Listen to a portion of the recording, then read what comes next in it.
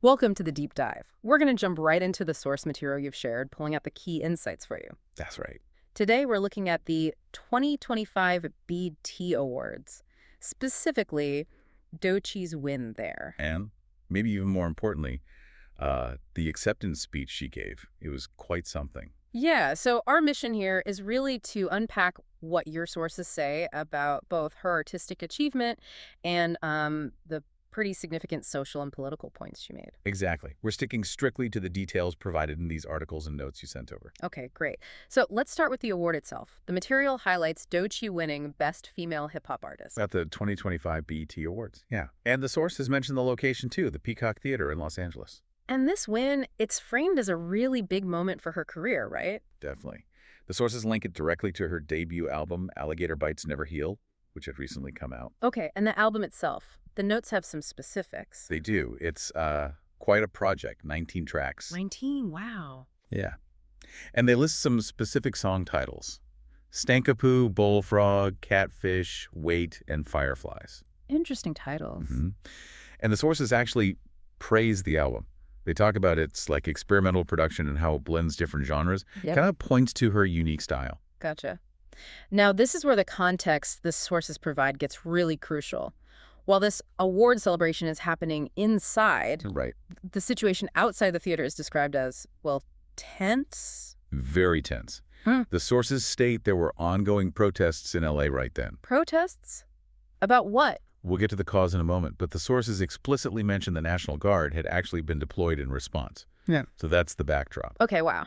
So a major award win inside, but this charged atmosphere, protests, military presence right outside the doors. Exactly. It sets quite a stage for her acceptance speech. And it sounds like she didn't ignore it. The sources quote her starting the speech saying something like, "As much as I am honored by this award." Yeah, but then she immediately pivots. Right. I do want to address what's happening right now outside of the building. And then she adds, there are ruthless attacks that are creating fear and chaos in our communities in the name of law and order. That phrase, "in the name of law and order," really lands differently when you know the National Guard context from the sources. It does. And she gets even more specific, criticizing the government action. The sources have her saying, quote, Trump is using military forces to stop a protest. That's incredibly direct, especially on that kind of national platform. Absolutely. And then she posed this question directly to the audience, which the sources captured. What was the question? She asked, and I want you all to consider what kind of government it appears to be when every time we exercise our democratic right to protest, the military is deployed against us. What type of government is that? That's powerful. Just leaving that hanging there for the audience. Right. And the sources give the background for those protests she mentioned. Okay, yeah. What were they about? They were apparently a response to immigration raids that had happened in L.A. over that weekend. Ah, okay. And these protests, according to the sources, were significant enough that they'd actually shut down the 101 freeway earlier that day. So not a small thing. This was actively disrupting the city. Seems so. And Doechii, in her speech, didn't just critique the response. She also talked about the impact of the raids. The sources quote her, "People are being swept up and torn from their families." So she's connecting the policy, the response, and the human cost. Exactly. And then she kind of frames her role as an artist in that moment. The source material says she explicitly stated she wanted to use her platform to speak up for all oppressed people. Did the sources list who she meant specifically? Yes, they did. She named several groups. Yeah. For Black people, for Latino people, for trans people, for the people in Gaza. Wow, a broad coalition there. And then she finished that thought with a call for unity, basically. The sources have her saying, "We all deserve to live in hope and not in fear, and I hope we stand together, my brothers and my sisters, against hate, and we protest against it."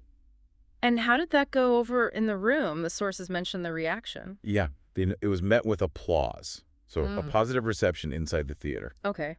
And was this like an isolated moment in the show, or? Good question. The sources actually mention her remarks were just one of several instances during that year's BET Awards where artists touched on political or social issues. Interesting. So maybe a broader theme that night? Seems possible, based on the notes. Yeah. And just for completeness, the sources also mentioned Kevin Hart was the host that year. And it was the show's 25th anniversary. Got it. So wrapping this up, when we look at everything in these sources, what's the big picture takeaway? Well, I think it really highlights this stark intersection, You have an artist hitting this huge career milestone. Best female hip-hop artist, yeah. But instead of just, like, basking in it, she uses that spotlight immediately to confront these really serious, real-time political and social events happening literally right outside the building. It really drives home how these big cultural events like the Bed Awards and the artists involved can become platforms for more than just entertainment. For activism, for commentary, yeah. Yeah. Bringing urgent, real-world issues right Yeah. into that space. It wasn't just about the music or the award at that moment. It shows the potential power artists feel they have, or maybe the responsibility they feel in moments like that. Right. And thinking about that question she posed, drawn straight from the source material, what kind of government it appears to be when every time we exercise our democratic right to protest, the military is deployed against us. Mm-hmm. It leaves you, the listener, with something to consider based purely on what's in these sources. What does that kind of response potentially signify about the relationship between a government and its people's right to protest? And maybe, what responsibility does anyone, artist or otherwise, have when faced with situations like the one described in the sources?